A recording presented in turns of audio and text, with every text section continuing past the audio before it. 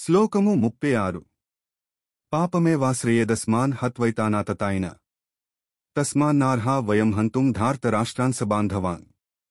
ఓ కేశవ, ధృతరాష్ట్రుని కుమారులను చంపడం వలన మనకు పాపమే కలుగుతుంది.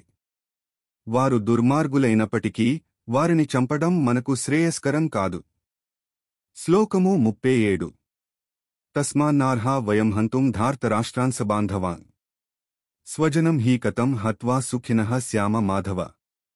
కాబట్టి మన బంధువులను చంపడం తగదు. ఓ మాధవ, మన స్వజనులను హతమార్చి మనం ఎలా సుఖంగా ఉండగలం?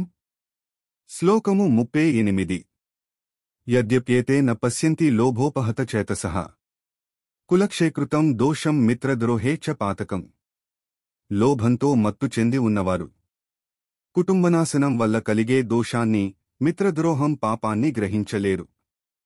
శ్లోకము 39 కథం న జ్ఞేయమస్మాభ్యః పాపాదస్మాన్నివర్తితుం కులక్షేకృతం దోషం ప్రపశ్యద్భిర్జనార్దన. ఓ జనార్దన, కుటుంబం నాశనం వల్ల కలిగే దోషాలను మనం స్పష్టంగా చూశాం.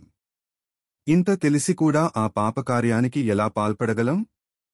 శ్లోకము 40 కులక్షయే ప్రణశ్యంతి కులధర్మాః సనాతనాః ధర్మే నష్టే కులం కృత్స్నమధర్మోభిభవత్యుత. కుటుంబం నాశనమైతే ఆ కుటుంబానికి సంబంధించిన సనాతన ధర్మం కూడా నశిస్తుంది. ధర్మం లేకపోతే మొత్తం కుటుంబం అధర్మంలో మునిగిపోతుంది. శ్లోకము 41 అధర్మాభిభవాత్ కృష్ణ ప్రదుష్యంతి కులస్త్రియః స్త్రీషు దుష్టాసు వాష్నేయ జాయతే వర్ణసంకరః.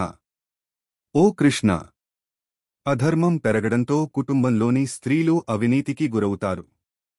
స్త్రీలు దుష్టమార్గం పట్టినప్పుడు సమాజంలో వర్ణసంకరము, అనుచిత సంతానం పుడుతుంది. శ్లోకము 42 సంకరో నరకాయవ కులఘ్నానాం కులస్య చ పతంతి పితరో హేషాం లుప్తపిండోదకక్రియ.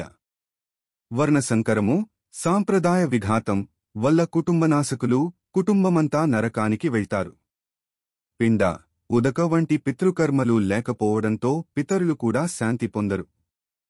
శ్లోకము 43 దోషైరేతేః కులఘ్నానాం వర్ణసంకరకారకేః ఉత్సాద్యంతే జాతిధర్మాః కులధర్మాశ్చ శాశ్వతాః. ఈ కుటుంబనాశనం వల్ల జాతి ధర్మాలు, కుటుంబ ధర్మాలు రెండూ నశిస్తాయి. ఇది శాశ్వతమైన ధర్మానికి పెద్ద దెబ్బ అవుతుంది.